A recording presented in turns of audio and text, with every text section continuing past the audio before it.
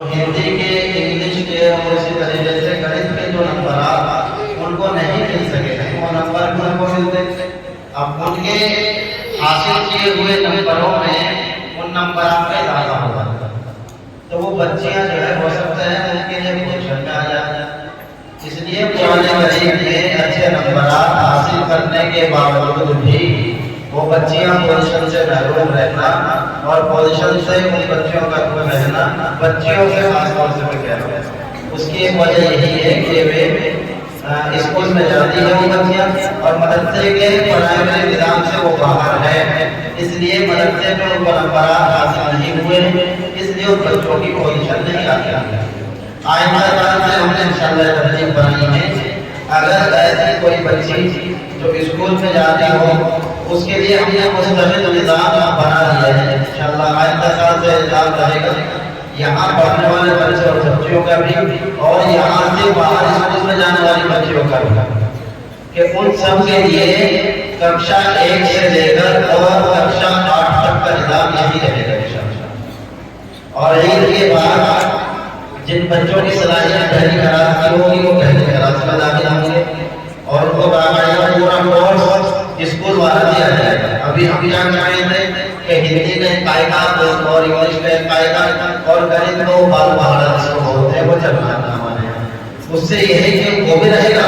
لیکن وہ nursery, L کے جی، یو کے جی، یہ 2-3 سال کی جو اسکول کی تعلیم ہوتی ہے اس کا یہ کام ایک ہی سال میں کر جاتا ہے، یعنی آپ کو پہچان اور شناخت کرانے کے لیے یہ قاعدہ اور یہ ایک طرح قاعدہ جو ہے ہندی کا انگلش کا کافی ہے۔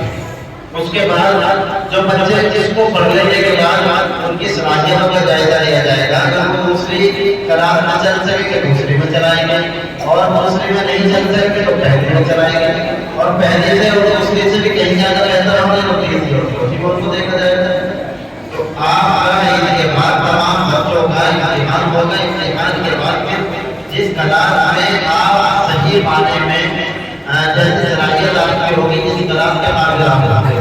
اسی کلاس میں آپ کا داخلہ کر لیا جائے گا اور اسی کلاس کا کورس جو ہے آپ کو دیا جائے گا، اسی کے مطابق آگے کی کارروائی آپ کی پوری کی جائے گی اور پورے سال آپ اس کی تیاری کریں گے۔ پھر سال کے آخر میں پھر آپ کا اس کلاس میں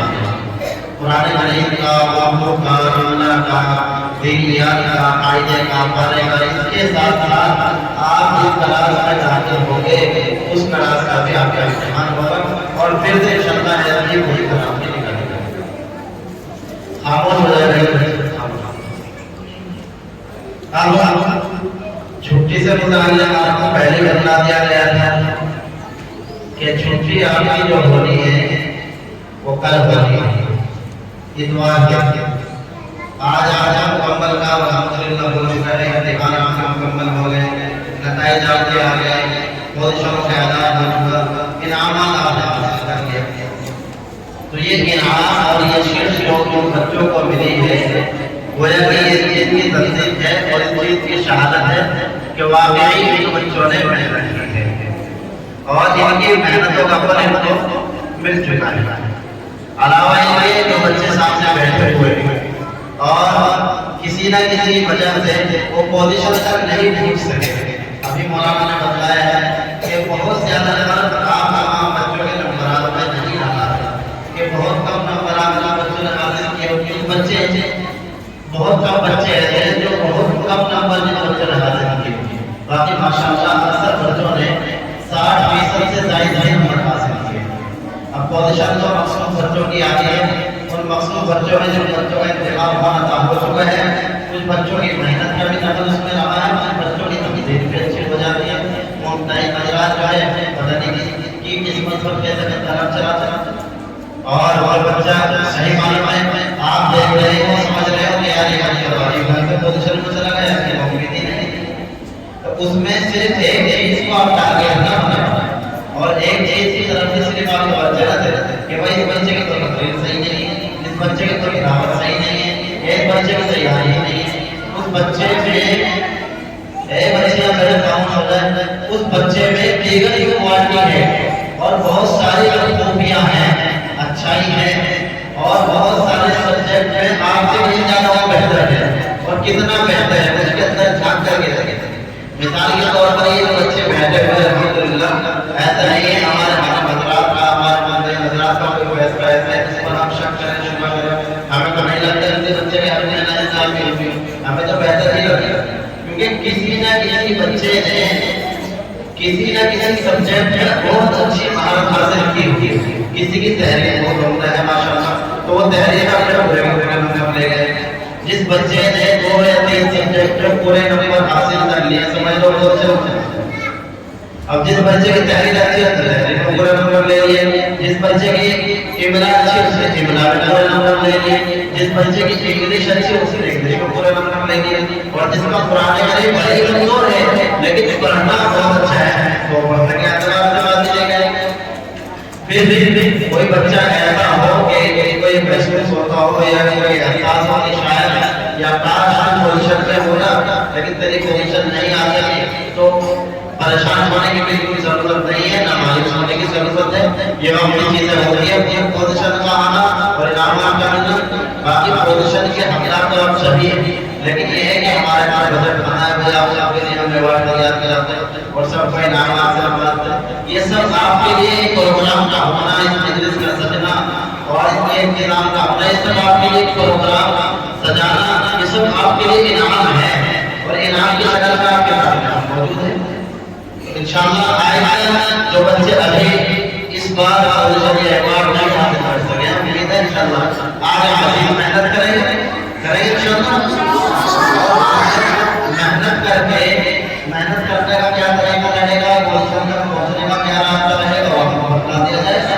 اس راستے سے گزرتے ہوئے محنت کرتے ہوئے انشاءاللہ آپ ہمارے بتائے ہوئے راستے پر اور ہمارے بتائے ہوئے طریقوں پر عمل کریں گے تو انشاءاللہ ہم نے یہاں تک پہنچنا اپنے لیے آسان اور اگر منمانی کر کے چلیں گے اپنی منمانی کریں گے کہاں نہیں مانیں گے اور جو ہے محنت نہیں کریں گے ان کی پابندی نہیں کریں گے ایسے لوگوں کے پاس میں بیٹھو گے اور ذرا سا مقصد اختیار کرو گے مثال کے طور پر بھی تو بھی آپ کیا ہونے والے ہیں کل صبح آپ یہاں سے رخصت ہو جائیں گے یہ اوپر والے وہاں سے چلی جائے گا اور ان کو بھی لے جائے گا اوپر جاؤ جاؤ یہ جو پوزیشن نہیں آئیں گے اب کل آپ کی چھٹی کا اعلان ہو جائے گا کل آپ یہاں سے رخصت ہو جائے گا لیکن چھٹی آپ کی ہونی ہوگی وہ انشاءاللہ صبح بتا دیا جائے گا کتنے آپ کا مرکز ہو رہے لیکن آپ اندازہ لگائیے یہاں سے جانے کے بعد یہیں سے اگلے امتحان کی تیاری آپ شروع ہو جاتی ہے اور وہ تیاری اس طرح سے شروع ہوتی ہے پڑھ کریے آپ یہاں سے کل رخصت ہو جائے گا سب سے پہلی تیاری ہے ہماری اپنے آپ کو اس معمول سے جوڑے رکھنا سمجھ رہے ہیں کیا کرنا ہے اور یہ اپنے آپ کو اس معمول سے کیا کر کے رکھنا جوڑے رکھنا کیونکہ شیطان جو ہے نا شیطان ہمارا کیا ہے وہ ہمارا برا ہوا دشمن ہے وہ بہت بڑا اور شاطر سمجھ رہے ہو جو ہمارے پیچھے جتنی محنت کرتے ہیں ساری دنیا ایک طرف اور یہ سمجھیے طالب علم پڑھنے والے دین اسلام کی تعلیم حاصل کرنے والے جو بچے ہیں ان کے پیچھے اس کی محنت برابر اور ساری دنیا میں اس کی محنت برابر جتنی محنت وہ ساری دنیا کے بہکانے میں ان کو فتنے میں ڈالنے میں لگتا ہے اتنی محنت اس سے کہیں زیادہ محنت کرتا ہے تو اب وہ آپ کے پیچھے مستقل لڑائی رہ جائے گا اور زور شور سے رہ جائے گا اور وہ کیسے کوشش کرے گا کہ ہماری آپ کی چھٹی ہو گئی آج وہاں کھیلنے چلے جائیں گے اب وہاں کھیلنے جائیں گے تو زور کا بھی وقت آئے گا صبح کے وقت میں آپ گھر سے نکل جائیں گے اور زور کے ہمارا وقت چلا ہے وقت تو اپنے وقت پہ آتا ہے نا گھڑی تو چلتی رہتی ہے اب زہر کا وقت جب آ جائے گا آپ کے کانوں کو بہلا بنا دے گا آپ کے کانوں میں زہر کی اذان کی آواز کو آنے ہی دے گا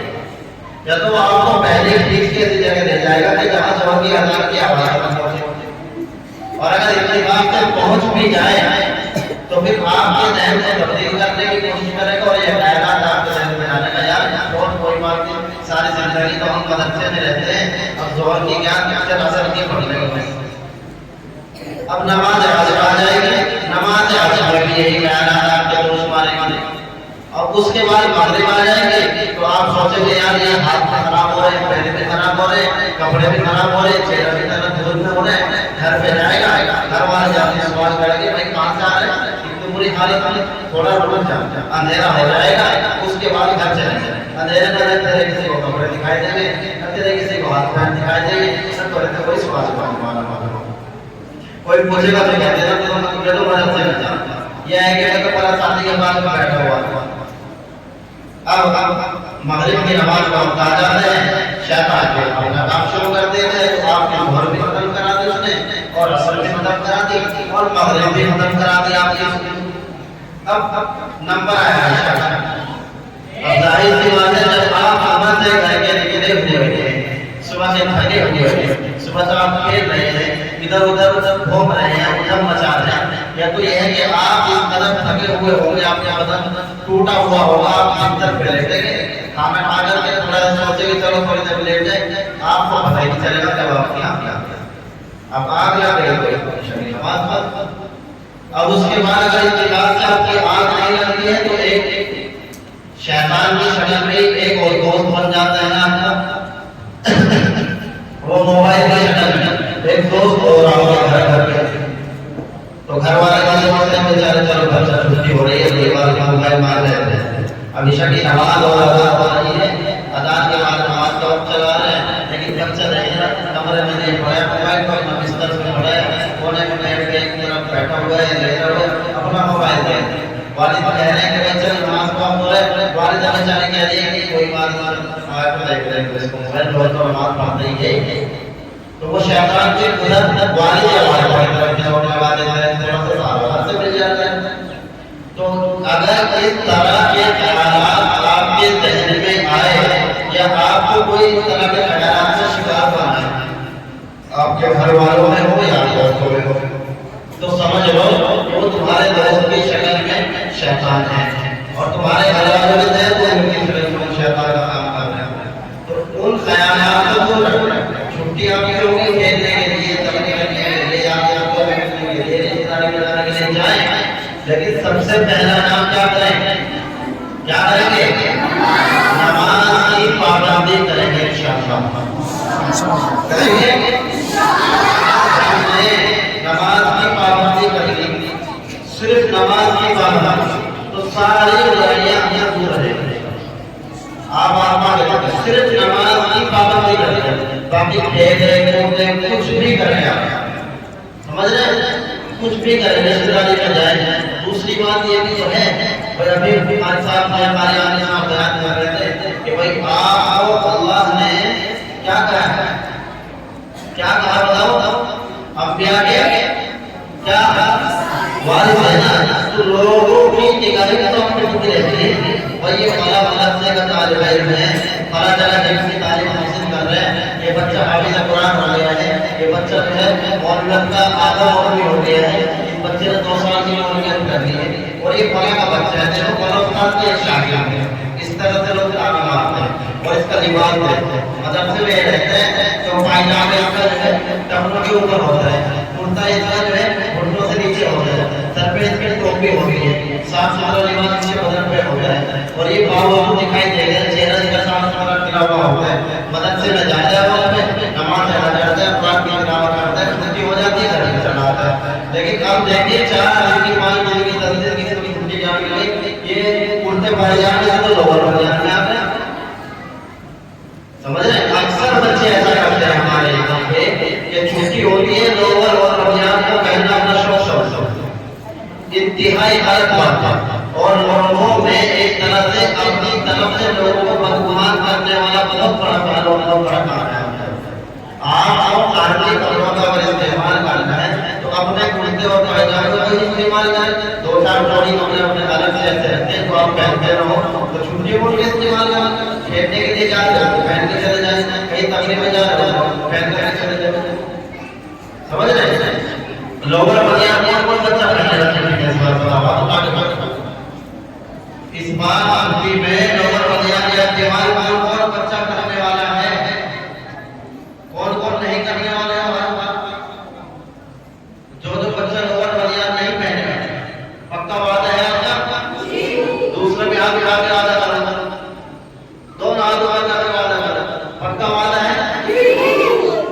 कौन बोलते इंशाअल्लाह। और नमाज की पाबंदी कौन कौन करेगा? नीचे का चले बच्चियां, आपकी छुट्टी का ऐलान बेटा सुबह होगा।